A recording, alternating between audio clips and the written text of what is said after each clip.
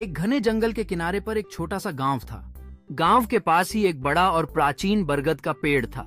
उस पेड़ पर एक बुद्धिमान बंदर रहता था। बंदर अपनी चतुराई और बुद्धिमत्ता के लिए पूरे जंगल में मशहूर था। एक दिन जंगल में एक बड़ा संकट आ गया। गांव के पास के जंगल में आग लग गई। आग तेजी से फैल रही थी और जंगल के जानवरों को बचने का कोई रास्ता नहीं दिख रहा था। जानवर बहुत डर गए और इधर उधर भागने लगे। बंदर ने स्थिति को समझा और अपनी बुद्धिमत्ता का उपयोग करने का निश्चय किया। उसने गांव के पास रहने वाले सभी जानवरों को इकट्ठा किया और उनसे कहा, डरने की कोई बात नहीं है, हम सब मिलकर इस आग से बच सकते हैं। मुझे एक योजना सूझी है। बंदर ने सभी जानवरों को जंगल के पास के एक बड़े तालाब की ओर ले जाने का निर्णय लिया। तालाब गांव के पास ही था और काफी बड़ा था। मोहन ने सभी जानवरों को बताया कि तालाब के पास पहुंचकर हमें एक योजना पर काम करना होगा जिससे हम आग को रोक सकेंगे।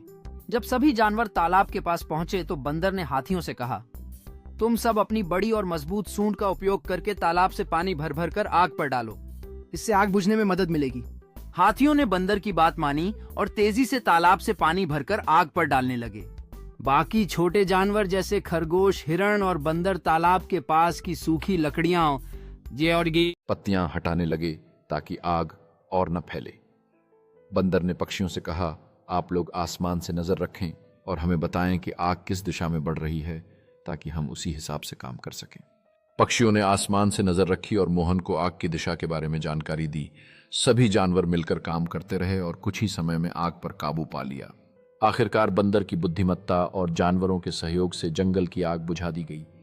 सभी जानवरों ने राहत की सांस ली और मोहन की तारीफ की।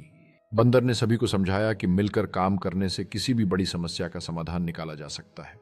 इस घटना के बाद बंदर की बुद्धिमत्ता और भी ज्यादा मशहूर हो गई और सभी जानवरों ने उससे मिलकर काम करने और एक दूसरे की मदद करने का सबक सीखा।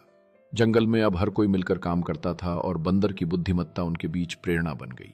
बंदर की कहानी अब जंगल से बाहर भी फैल गई और इंसान भी जानवरों से इस महत्वपूर्ण सबक को सीखने लगे। जंगल में अब सभी जीव एक दूसरे की मदद करने और एकजुट रहने के लिए प्रेरित थे। यह सब बंदर की बुद्धिमत्ता के कारण था।